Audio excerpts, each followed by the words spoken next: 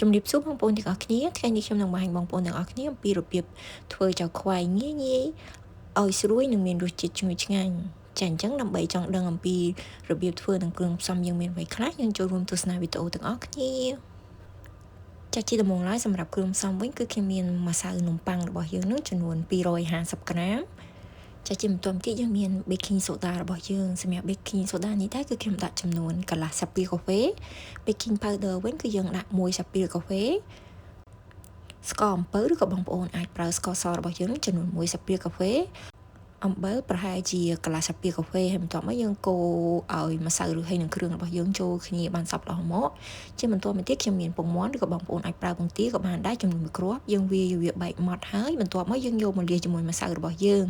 សម្រាប់ពងមាន់នេះដែរគឺយើងអត់ដាក់ទាំងអស់ទេយើងប្រើតែពាក់កណ្ដាលទេហើយយើងច្របល់វាជាមួយម្សៅរបស់យើងមក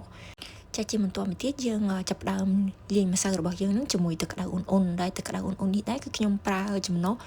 130មីលីលីត្រយើងចាក់វាម្ដងបន្តិចហើយយើងច្របល់ម្សៅរបស់យើងឲ្យវាឡើងស្អិតជាប់គ្នាដុំបែបនេះមកហើយបន្ទាប់មកយើងចាប់ផ្ដើមច្របាច់ម្សៅរបស់យើងដោយប្រើដៃ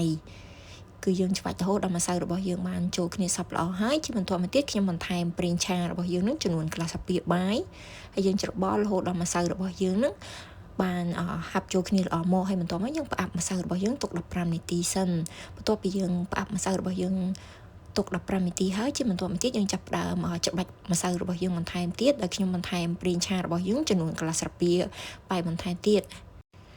ចាឥឡូវឃើញថាម្សៅរបស់យើងនឹងបានហាប់ល្អហើយអញ្ចឹងយើងយកម្សៅរបស់យើងទៅផ្អាប់ទុក2ម៉ោងបន្ថែមទៀតដោយខ្ញុំរុំម្សៅរបស់យើងនឹងជាមួយនឹងថង់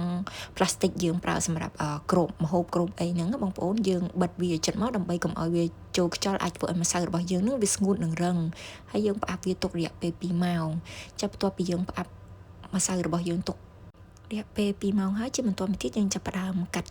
ចាខ្វៃរបស់យើងដែលយើងរោយម្សៅលើជ្រុញបែបនេះមកដើម្បីកុំឲ្យម្សៅរបស់យើងវាឆ្អិតជាប់ជ្រុញហើយបន្ទាប់មកយើងកាត់ម្សៅរបស់យើងនឹងជា2ដុំតូចបន្ថែមទៀតហើយបន្ទាប់មកយើងធ្វើការទាញម្សៅរបស់យើងណាយើងទាញឲ្យវាបានវែងបែបហ្នឹងមកហើយបន្ទាប់មកយើងមានឈើដែលមានរាងមូលបែបនេះគឺយើងសង្កត់ម្សៅរបស់យើងនឹងឲ្យវារឹតតែសំប៉ែតល្អបែបនេះមកហើយបន្ទាប់មកយើងចាប់ផ្ដើមកាត់ចាខ្វៃរបស់យើងហើយសម្រាប់ទំហំរបស់ចាខ្វៃនេះដែរបងប្អូនអាចកាត់ធំឬក៏តូចទៅតាមចំណង់ចំណូលចិត្តរបស់បងប្អូនបាន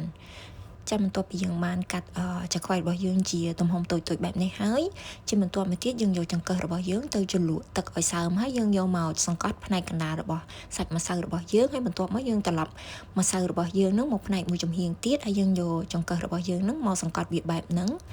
ចាឥឡូវយើងចាប់ផ្ដើមបំពងចាខ្វៃរបស់យើងដែលយើងដាក់ដាំប្រេងរបស់យើងឲ្យឡើងក្តៅហើយយើងដាក់បំពងហើយនៅមុនពេលបំពងនឹងសូមបងប្អូនទាញ